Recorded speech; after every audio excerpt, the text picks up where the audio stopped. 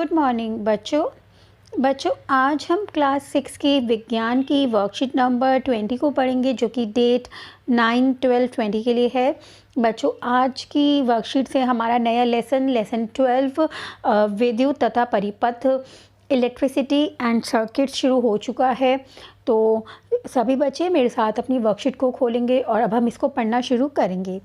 तो बच्चों, इस चैप्टर को पढ़ने से पहले हम कुछ बातों को समझेंगे। तो क्या कभी हमने सोचा है कि हमारे घरों तक जो इलेक्ट्रिसिटी है, जो बिजली है, वह कैसे आती है? हम सभी को पता है जो इलेक्ट्रिसिटी होती है, जो विद्युत होती है, वो पावर स्टेशंस में बनाई जाती है, वहाँ पे प्रोड्यूस्ड होती है, ठीक है, जिसको हम पावर प्लांट्स भी कहते हैं। और उनमें क्या होते हैं, उनमें बहुत बड़े बड़े विद्युत जनरेटर्स, इलेक्ट्रिक जनरेटर्स लगे हुए होते हैं पावर स्टेशंस में, जो इलेक्ट्रिसिटी को प्रोड्यूस करते हैं, बनाते हैं। और उन्हीं पावर स्टेशन से जो इलेक्ट्रिसिटी होती है, जो बिजली होती है, वो हमारे घरों तक आती है मोटी मोटी बिजली वायर्स के थ्रू, है ना। और वो फिर हमारे जो इलेक्ट्रिक पोल्स होते हैं, आपने देखा है ना, बिजली के खंभे होते हैं, तो वो इसके थ्रू वो हमारे घरों तक पहुंचती है, ठीक है बच्चों। और कुछ इलेक्ट्रिक केबल्स जो होती हैं वो अंडर ग्राउंड भी होती हैं, जिनकी मदद से इलेक्ट्रिसिटी जो होती है हमारे घरों तक पहुंचती है ना। अब आपने देखा है जहाँ पे ट्रांसफार्मर लगा हुआ होता है, जहाँ पे बहुत सारे बिजली के उपकरण लगे हुए होते हैं। अगर हम अपने घर में भी देखें, जहाँ पे मीटर्स लगे हुए होते हैं, तो उन्हीं सभी जगहों पर बच्चों एक ऐसा कुछ साइन बना हुआ होता है जिस पे लिखा हुआ होता है डेंजर, खतरा। और यहाँ पे एक स्कल बना हुआ होता है, खोपड़ी बनी हुई होती है और बोन्स बनी हुई होती हैं। तो बच्चों, ये इस बात को दर्शाती है कि इलेक्ट्रिसिटी जितनी हमारे लिए बेनिफिशियल है, वो उतनी डेंजरस भी है, उतनी खतरनाक भी है।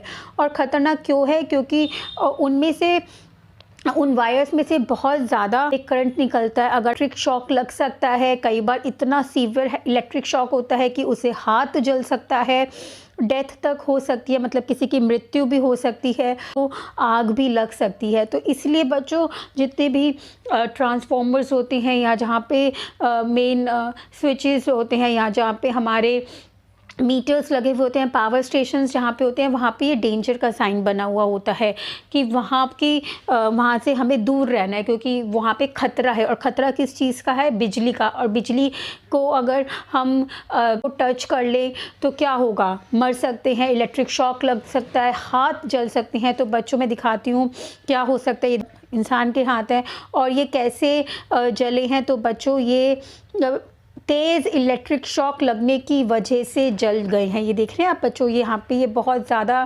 तेज़ इलेक्ट्रिक शॉक करंट लगने की वजह से ये बर्न हो चुके हैं, जल चुके हैं, ठीक है बच्चों।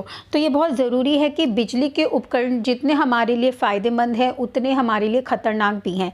तो चलिए आज हम पढ़ते हैं, वर्कशीट को शुरू करते हैं।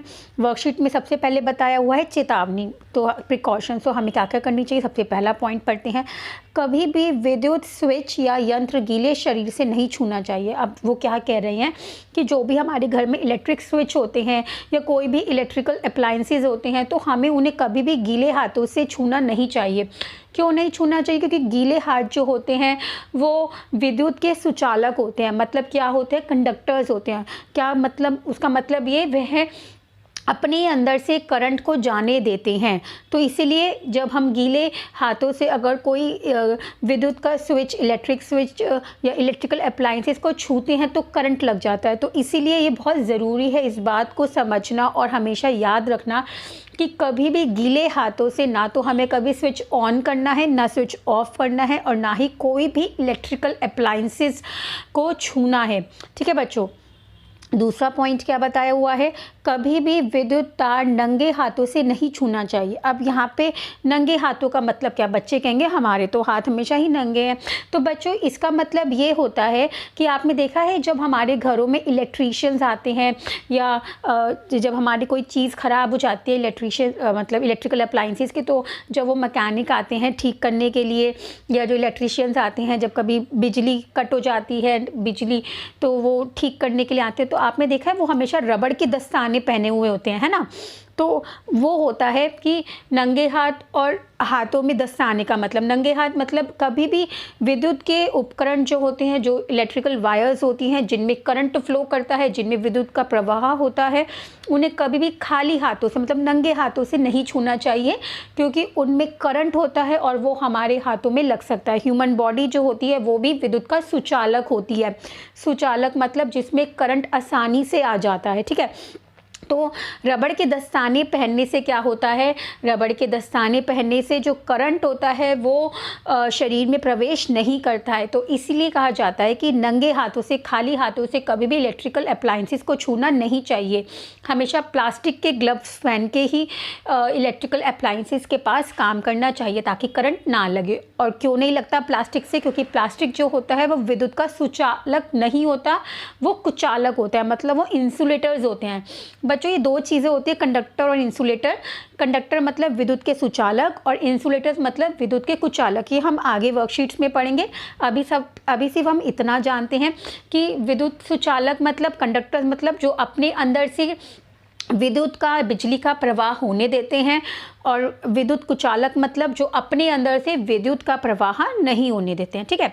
तो जो हमारे नंगे हाथ होते हैं वो अपने अंदर से विद्युत का प्रवाह होने देते हैं, इसीलिए वो करंट लग जाता है। तो इसीलिए हमें कभी भी नंगे हाथों से विद्युत की तारों को छूना नहीं चाहिए।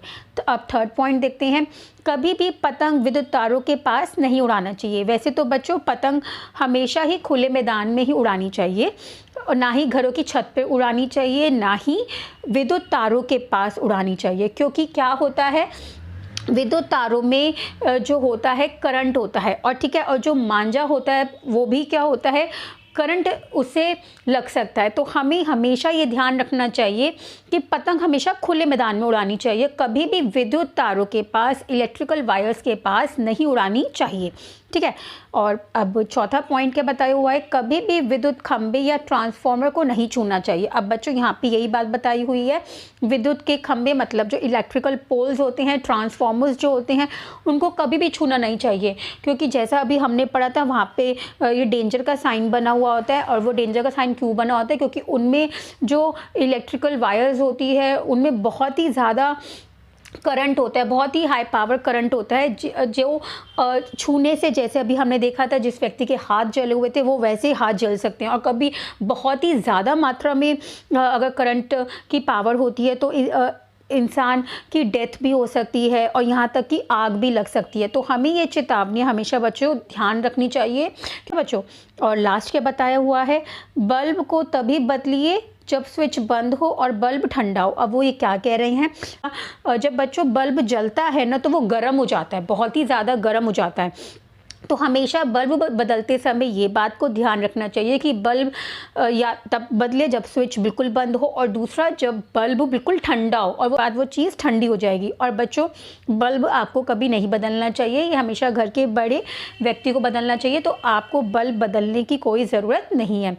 ये चेतावनियां हैं, ये हम सभी को ध्यान में रखनी है और हमेशा इसका पालन करना है, ताकि। तो चलिए अब हम पढ़ते हैं। अब बच्चों यहाँ पे हमें क्या बताया हुआ है, यहाँ पे हमें एक सेल दिखाया हुआ है और सेल में बताया हुआ है धनात्मक सिरा और ऋणात्मक सिरा। इसको समझने से पहले चलिए हम एक फ़ोटो देखते हैं।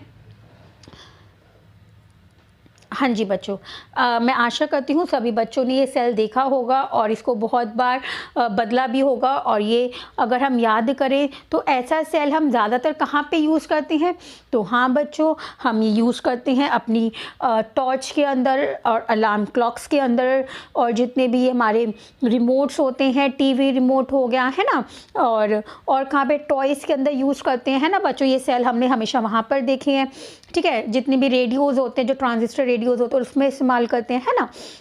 तो इनका इस्तेमाल सभी बच्चों ने करा हुआ है। तो ये क्या है, ये हमारा एक इलेक्ट्रिकल सेल होता है, ठीक है। और इलेक्ट्रिकल सेल, अब बच्चों इसमें क्या होता है, ये क्या होता है। अब बच्चों आपको ये ऊपर एक सिरा दिखाई दे रहा है जो उठा हुआ सिरा है, और एक अंदर होता है, ठीक है।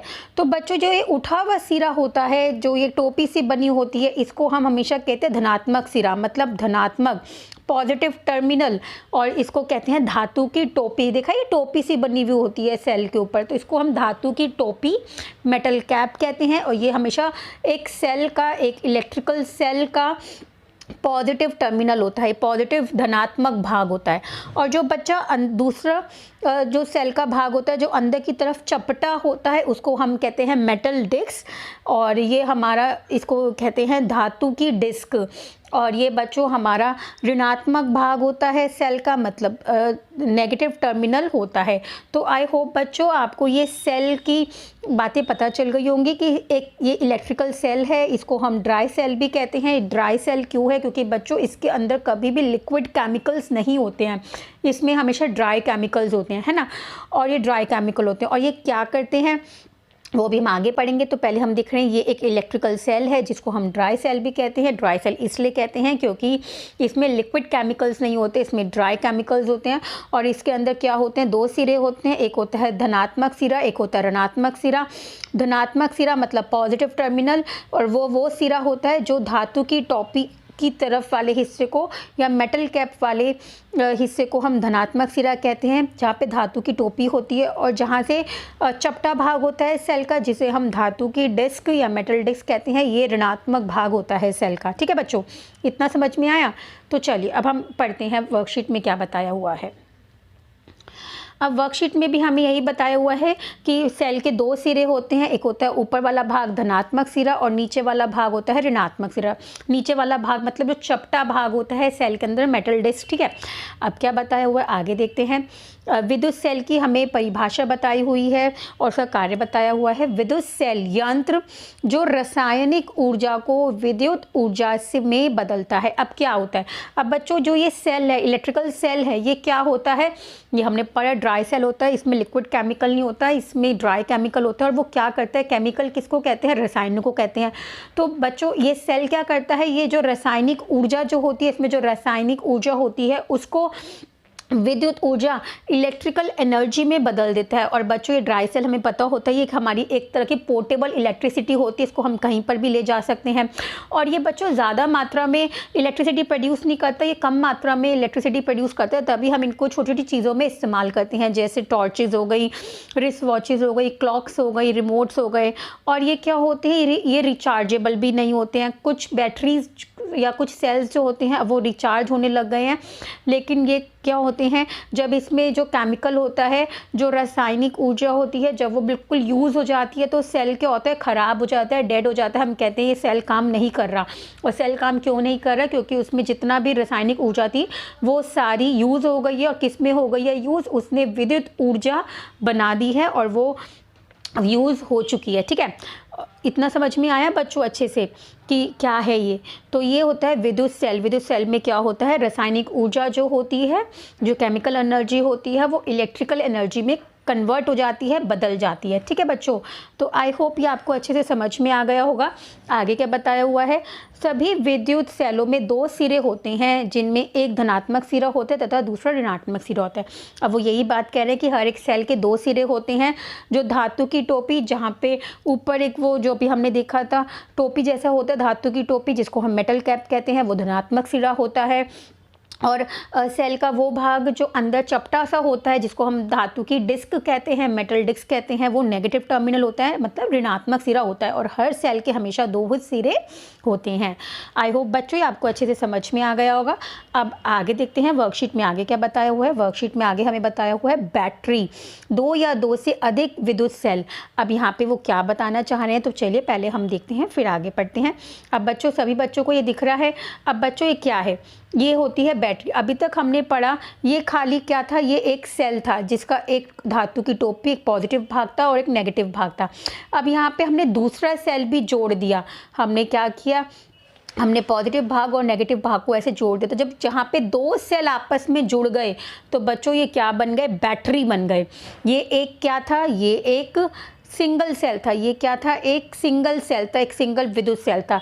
लेकिन जिस पल हमने दो सेलों को जोड़ा तो ये क्या बन गई, बैटरी बन गई। तो यहाँ पे बच्चों कितने सेलों को जोड़ा है, चार। तो ये क्या है, ये पूरी एक बैटरी है। और बैटरी कितने सेलों की है, चार सेलों की। ठीक है, तो बच्चों जब हम टॉयज़ वगैरह में लगाते हैं तो जनरली हम हमेशा बैटरी लगाते हैं, क्योंकि हम उनमें दो या चार सेल लगाते हैं ना।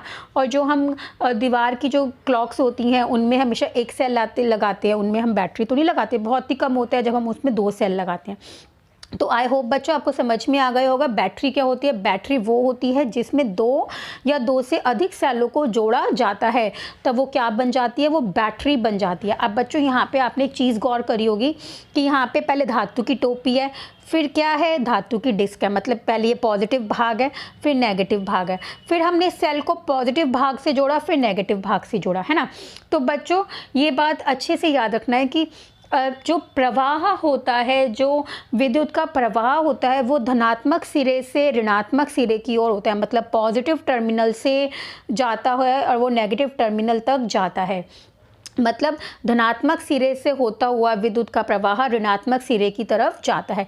अगर हम और ध्यान दें तो आप जब कभी अपने टॉयज़ के अंदर सेल बदलते हैं, तो अगर आप प्लस, अगर आपने ऐसे सेल लगाया है और यहाँ पे अगर आप प्लस की बजाय अगर आप दोनों तरफ चपटे भाग को जोड़ दें, तो क्या आपके टॉय चलेगा? तो आपका टॉय नहीं चलेगा। क्यों नहीं चलेगा? क्योंकि आपने गलत जोड़ा है। गलत क्यों जोड़ा है? क्योंकि हमें पता है जो करंट होता है, जो विद्युत का प्रवाह होता है, वो पॉजिटिव टर्मिनल से नेगेटिव टर्मिनल की ओर होता है। तो यहाँ पे ये पहले पॉजिटिव आ गया क्योंकि धातु की टोपी थी, फिर ये क्या आ गया, नेगेटिव आ गया।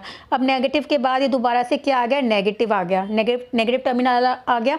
तो जब जहाँ पे दो नेगेटिव टर्मिनल आ गए, तो क्या यहाँ पे विद्युत का प्रवाह होगा? नहीं, यहाँ पे विद्युत का प्रवाह कट जाएगा, वो आगे की तरफ नहीं जाएगा।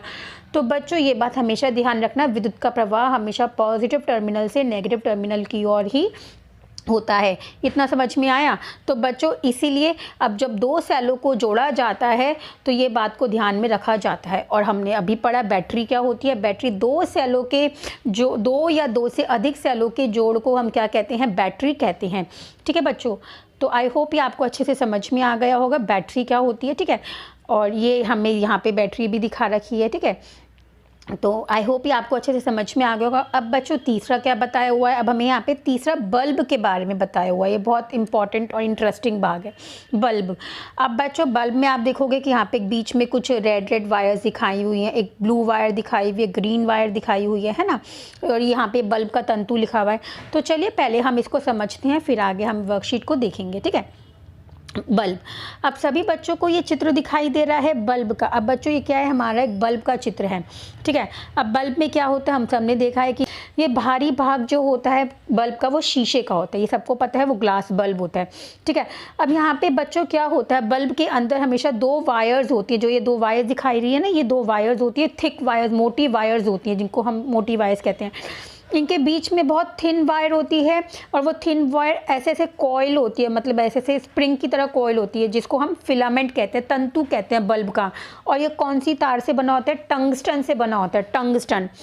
और टंगस्टन से क्यों बना होता है, तो बच्चों टंगस्टन का जो होता है वो बहुत ही ज़्यादा हाई मेल्टिंग पॉइंट होता है, वो बहुत जल्दी गर्म हो जाती है। जो ये टंगस्टन होता है ये बहुत ही जल्दी गर्म हो जाता है, और जब ये बहुत जल्दी गर्म होगा तो उसमें से एकदम इलेक्ट्रिसिटी, एकदम लाइट प्रोड्यूस होती है।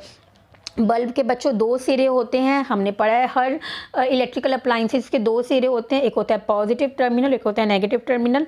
तो जो थिक वायर का जो यहाँ का हिस्सा है, जिसको हम मेटल केस कहते हैं, ये नेगेटिव टर्मिनल होता है। ये कौन सा टर्मिनल होता है बच्चों, ये नेगेटिव टर्मिनल होता है। और जो ये नीचे की तरफ होता है, ये टोपी वाला हिस्सा मेटल के, ये बच्चों पॉजिटिव टर्मिनल होता है। इसको और अच्छे से समझते हैं इस वाले चित्र से। ठीक है बच्चों, अब ये बल्ब जो होता है, बल्ब कैसे कार्य करता है।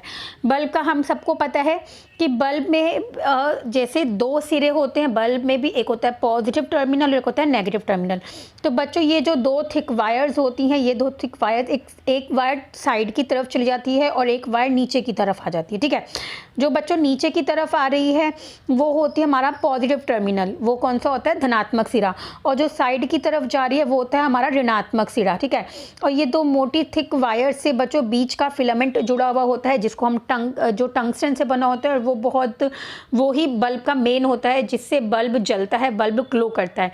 तो बच्चों ये बात ध्यान रखना, पॉजिटिव टर्मिनल को हम सेल के पॉजिटिव धनात्मक सिरे से ही जोड़ेंगे। जो ये पॉजिटिव वाला भाग है, इसको हम सेल के धातु की टोपी से ही जोड़ेंगे, तभी करंट का फ्लो होता है। और करंट का फ्लो कैसे होता है, पॉजिटिव से नेगेटिव की ओर टंगस्टन में। और टंगस्टन क्या होता है बच्चों, बहुत ही जल्दी गर्म हो जाता है। जब वो गर्म होता है तो वो एकदम क्या करता है, जो इलेक्ट्रिकल एनर्जी होती है, जो विद्युत ऊर्जा होती है, उसको प्रकाश ऊर्जा में बदल देता है, मतलब लाइट एनर्जी में बदल देता है। तो बच्चों इसी वजह से बल्ब जो होता है वो ग्लो करता है, लाइट देता है। तो बल्ब में क्या होता है, जो इलेक्ट्रिकल एनर्जी, मतलब जब हम विद्युत का प्रवाह करवाते हैं तो उसमें जो टंगस्टन होता है वो बहुत जल्दी गर्म होके इलेक्ट्रिकल एनर्जी को लाइट एनर्जी में कन्वर्ट कर देता है, जिसकी वजह से बल्ब से प्रकाश निकलता है। फिर और बच्चों ये क्या होता है, ये ग्लास होता है, ग्लास के अंदर बच्चों गैसेस भरी हुई होती है, नाइट्रोजन में भरी हुई होती है। तो आई होप बच्चों ये आपको अच्छे से समझ में आ गया होगा। कुछ भी ऐसा हो जो ना समझ में, आप मुझे मैसेज करके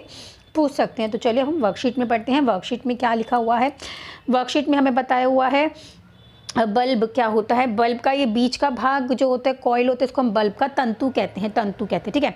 बल्ब क्या है, ये एक ऐसा यंत्र है जो विद्युत ऊर्जा को प्रकाश ऊर्जा में बदलता है। क्या करता है, विद्युत ऊर्जा मतलब इलेक्ट्रिकल एनर्जी को प्रकाश ऊर्जा मतलब लाइट एनर्जी में बदलता है। क्योंकि हम बल्ब में क्या दे रहे हैं, हम बल्ब में तो विद्युत ऊर्जा ही दे रहे हैं ना, और उसके बाद वो किस में कर देता है, कन्वर्ट, उसको प्रकाश में बदल देता है, तभी तो हमें बल्ब से रोशनी मिलती है।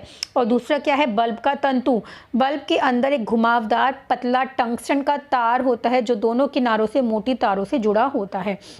अब हमने देखा है कि बल्ब के अंदर एक घुमावदार मोटा सा एक टंगस्टन का तार होता है जो दोनों ओर से मोटी तारों से जुड़ा हुआ होता है। तो और जो ये टंगस्टन का तार होता है, बल्ब का तंतु होता है, जैसे ही विद्युत का प्रवाह इसमें होता है ये गर्म हो जाता है और लाल हो जाता है, जिसकी वजह से ये जो विद्युत ऊर्जा होती है, जो इलेक्ट्रिकल एनर्जी होती है, उसको प्रकाश ऊर्जा में बदल देता है, लाइट एनर्जी में बदल देता है, जिसकी वजह से एकदम बल्ब जलाते ही प्रकाश हो जाता है चारों तरफ। तो आई होप बच्चों आपको समझ में आ गया होगा। तो चलिए वर्कशीट में आगे पढ़ते हैं। आगे क्या बताया हुआ है, वर्कशीट में हमें बताया हुआ है विद्युत अवयव के चिन्ह। मतलब अब बच्चों आर स्विच ऑन, बल्ब, सेल, तो हमने इनके लिए कुछ सिंबल्स, कुछ चिन्ह बनाए हुए हैं जिनका इस्तेमाल हम परिपथ को दिखाने में करते हैं। इसलिए इनके चिन्ह रख लिए, सिंबल्स रख लिए कि हम सिर्फ उन्हीं सिंबल का इस्तेमाल करके परिपथ बनाएंगे। तो चलिए बच्चों हम देखते हैं। तो बच्चों ये हमारे सभी बच्चे अपनी कॉपी में भी ड्रॉ कर लेंगे। ये हमारे कुछ विद्युत परिपथ के चिन्ह हैं। अब वो कैसे हैं इसको देखते हैं। सबसे पहले बच्चों हर जगह हम सेल को ऐसे ना बना के हम उसको इस चिन्ह से प्रतीत करते हैं। मतलब ये सेल में हमेशा एक लंबी डंडी होती है, एक छोटी डंडी होती है। जो लंबी डंडी होती है वो हमेशा धनात्मक सिरे को दर्शाती है और जो छोटी डंडी होती है वो हमेशा ऋणात्मक सिरे को दिखाती है।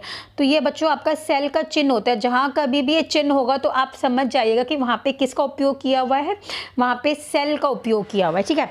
उसके बाद क्या है बच्चों, नीचे विद्युत बल्ब, इलेक्ट्रिकल बल्ब। अब हर जगह हम ऐसा इलेक्ट्रिकल बल्ब तो नहीं बनाएंगे, तो यहाँ पे ये इलेक्ट्रिकल बल्ब का चिन्ह है, ये ऐसे बनाया हुआ है बल्ब का साइन, और ये ऐसे, ये एक ऑफ बल्ब का साइन है। जब हम इसमें से प्रकाश ऐसे निकाल देंगे तो ये हमारा ऑन बल्ब का साइन बन जाएगा। आया समझ में। तो ये आपको अपनी कॉपी में भी ड्रॉ करनी है। उसके बाद क्या है बच्चों, स्विच ऑन की स्थिति। अब बच्चों बार बार हम ऐसे कुछ चित्र तो नहीं बनाएंगे, तो ये स्विच ऑन की स्थिति होती है। मतलब ये दो तारों से जुड़ा हुआ है और ये स्विच क्या है, बंद है, ये स्विच ऑन है, ठीक है। ये स्विच ऑन की स्थिति होती है। ये स्विच ऑफ की स्थिति होती है। देखा यहाँ पे ये परिपथ टूटा हुआ है, तो ये स्विच ऑफ की स्थिति है, मतलब स्विच जो है ये खुला हुआ है, ये बंद नहीं है। उसके बाद क्या है बच्चों, ये एक हमारा बैटरी का सिंबल होता है। हमने देखा था जब दो या दो से अधिक सेल जोड़ते हैं तो बैटरी बनती है। तो हमने पढ़ा था सेल का क्या सिंबल होता है, सेल का एक लंबी डंडी, एक छोटी डंडी, है ना।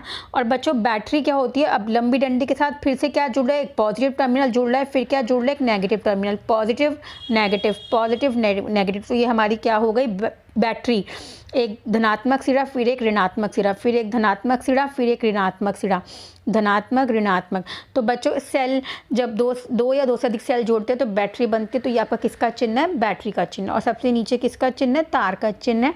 तार को हम सीधे एक लाइन से दर्शाते हैं, ठीक है बच्चों। आई होप ये आपको अच्छे से समझ में आ गया होगा। तो ये हमारे कुछ विद्युत के परिपथ के कुछ अवयव हैं, ये उनके प्रतीक हैं, ठीक है।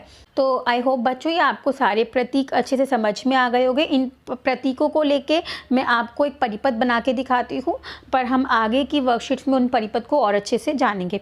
तो बच्चों क्या है, ये हमारी तारें हैं। ये क्या है, ये हमारी तारें, ठीक है। और फिर तारें किससे जुड़ी हुई हैं, तो ये तारें एक बल्ब से जुड़ी हुई है, ठीक है, एक बल्ब से जुड़ी हुई है। और ये बल्ब किससे जुड़ा हुआ है? बल्ब ये हुआ है, ठीक है, इतना समझ में आ गया। ये बल्ब किससे जुड़ा हुआ है? एक सेल से जुड़ा हुआ है। और यहाँ पे क्या है? ये हमारा स्विच है, ठीक है। अभी ये स्विच कौन सी अवस्था में है? स्विच ऑफ है, एक सेल जुड़ा हुआ है, एक बल्ब जुड़ा हुआ है, और ये सारी क्या है? तारे हैं, ठीक है। इतना समझ में आ गया? इतना समझ में आ गया। अभी क्या है? हमारा स्विच ऑन है या ऑफ है? स्विच ऑफ की स्थिति में, क्योंकि यहाँ पे से ये स्विच खुला है, अभी जुड़ा हुआ नहीं है। हमें पता है अगर हम अपना स्विच घर का बंद रखते हैं तो क्या हमारा पंखा या कूलर या हमारी लाइट जलती है? तो नहीं जलती है। क्यों नहीं जलती है? क्योंकि स्विच जो है वो अभी खुला हुआ है, वो परिपथ। जब हमारा, ये बात याद रखना, हमारे घर तक बिजली या बिजली तभी पहुंचती है, प्रवाह तभी होता है जब उनका परिपथ पूरा होता है। अगर कहीं से भी परिपथ टूटा होगा, अधूरा होगा, तो वहां तक बिजली नहीं पहुंचेगी, वो बीच में ही रुक जाएगी और हमारा इलेक्ट्रिकल अप्लायंसेस नहीं चलेगा। तो यहाँ पे भी यही हो रहा है। यहाँ पे बल्ब है, बल्ब एक सेल से जुड़ा हुआ है, तारों से जुड़ा हुआ है, स्विच है। तो क्या विद्युत का प्रवाह हो रहा है? नहीं हो रहा। क्यों नहीं हो रहा? क्योंकि यहाँ पे जो स्विच है वो खुला हुआ ही नहीं है। जब स्विच खुला हुआ ही नहीं है तो परिपथ क्या है? टूटा हुआ परिपथ है। जब परिपथ टूटा हुआ है तो क्या बिजली का प्रवाह होगा? तो बिजली का प्रवाह तो नहीं होगा। लेकिन जैसे ही, जिस पल हम ये परिपथ में स्विच को ऑन करते हैं, तो जब ये स्विच ऑन हुआ तो उसमें से विद्युत का प्रवाह होगा, और विद्युत का प्रवाह होने से क्या होगा? ये बल्ब जो होगा वो क्या हो जाएगा? वो जल उठेगा। आ रहा है समझ? तो जिस पल जैसे ही हमने स्विच को ऑन किया तो हमने देखा विद्युत का प्रवाह हुआ, और क्या होगा? बल्ब हमारा जल उठेगा, क्योंकि ये परिपथ क्या हो गया? पूरा हो गया। और इस वाले केस में अगर हम यहाँ पे दोबारा बना के देखें तो इस वाले केस में क्या था? यहाँ पे तारे थी, यहाँ पे एक स्विच था, ठीक है, ये स्विच था यहाँ पे एक हमारा, और यहाँ पे क्या था? सेल लगा हुआ था, और क्या था हमारा? यहाँ पे बल्ब था, यही था ना, यहाँ पे ये सब चीज़ें थी। तो क्या बल्ब जल रहा था? तो बल्ब नहीं जल रहा था। बल्ब क्यों नहीं जल रहा था? क्योंकि जो स्विच था वो ऑफ था, परिपथ यहाँ पे टूटा हुआ था, यहाँ पे परिपथ पूरा था, इसलिए बल्ब जला। तो चलिए अब हम सीखते हैं आज हमने क्या सीखा है। अब चलिए अब हम अभ्यास को देखते हैं कि आज हमने क्या सीखा है। प्रश्न 1, क्या विद्युत धारा का प्रवाह होगा जब तारों के दोनों किनारों के बीच में दूरी होगी? अब वो क्या पूछ रहे हैं, मतलब यहाँ पे दो तार हैं किसी परिपथ की, फॉर एग्जांपल ये कोई परिपथ है, और वो पूछ रहे हैं जब दो, यहाँ पे एक स्विच है, अगर स्विच भी ऑन होगा, अगर बीच में दो तारे जो होंगी उनमें दूरी होगी, या वो तारे टूटी हुई होंगी, तो क्या ये परिपथ पूरा हो रहा है? तो ये परिपथ तो पूरा नहीं हो रहा। तो क्या जब परिपथ पूरा नहीं हो रहा तो क्या बल्ब जलेगा? तो बल्ब नहीं जलेगा। तो इसका आंसर क्या आ जाएगा? नहीं। जब दो तारों के बीच में दूरी होगी तो परिपथ पूरा ही नहीं होगा, और जब परिपथ पूरा ही नहीं होगा तो बल्ब नहीं जलेगा। ठीक है बच्चों, चाहे हमारा स्विच ऑन भी हो तब भी हमारा बल्ब नहीं जलेगा। क्यों नहीं जलेगा? क्योंकि यहाँ पे दो तारों के बीच में दूरी है, वो दो तारों के बीच में दूरी होने की वजह से परिपथ क्या हो गया? अधूरा हो गया, परिपथ टूटा हुआ हो गया। ठीक है, तो इसलिए बल्ब नहीं जलेगा। ठीक है, आई होप ये आपको अच्छे से समझ में आ गया होगा बच्चों। परिपथ से रिलेटेड और डिटेल में हम नेक्स्ट वर्कशीट्स में पढ़ेंगे। ठीक है, तो चलिए अब हम सेकंड क्वेश्चन को पढ़ते हैं। सेकंड क्वेश्चन में क्या है? निम्नलिखित किन वस्तुओं में विद्युत ऊर्जा का प्रयोग होता है? मतलब कौन कौन सी वस्तुओं के अंदर हमें इलेक्ट्रिसिटी की ज़रूरत पड़ती है तभी वो चीज़ चलती है, वरना वो चीज़ नहीं चलती है। तो पंखे को जलाने के लिए हमें विद्युत ऊर्जा की ज़रूरत होती है, तो हाँ होती है। गैस को जलाने के लिए होती है, तो नहीं, गैस को जलाने के लिए तो विद्युत की आवश्यकता नहीं होती है, क्योंकि अगर बिजली ना आए तब भी तो हम गैस को ऑन करके खाना बना पाते हैं। चूल्हे को भी नहीं चाहिए होती, क्योंकि बिजली नहीं आ रही होती तो हम चूल्हे पे खाना आसानी से पका सकते हैं।